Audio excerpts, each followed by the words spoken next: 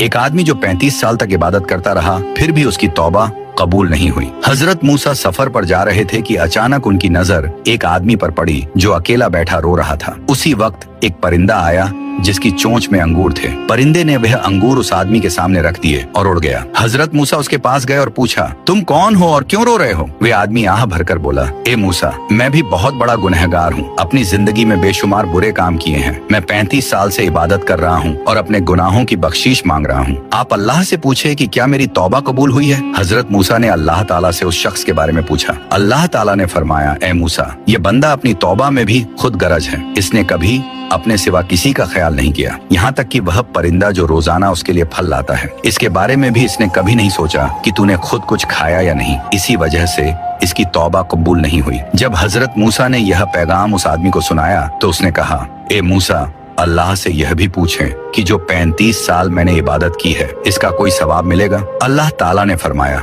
उसे कह दो कि उसे एक दुआ मांगने का हक दिया गया है, मगर माफी के सिवा कुछ भी मांग सकता है। हजरत मूसा ने यह बात उस आदमी को बताई। वह कुछ देर सोच में रहा, फिर बोला, ए मूसा, अपने रब से कहो कि मुझे इतना बड़ा कर दे कि जब मैं जहन्नुम में जाऊं तो इतनी जगह घेर लूं कि किसी और के लिए वहां जगह न बचे। ये सुनकर हजरत मूसा मुस्कुराए और पूछा, ए अल्लाह, मैं उसे क्या जवाब दूं? अल्लाह ताला ने फरमाया, ए मूसा, अब तक उसे मेरे एक परिंदे की भी परवाह नहीं थी, मगर आज उसने पहली बार अपने सिवा दूसरों के लिए सोचा है। जाकर उसे कह दो कि मैंने उसके तमाम गुनाह बख्श दिए हैं। अगर ये दास्तान दिल तक उतरी हो तो बस एक लाइक कर दो, अपनी राय कमेंट कर दो और सच जानने के सफर में साथ रहने के लिए फॉलो लाजमी।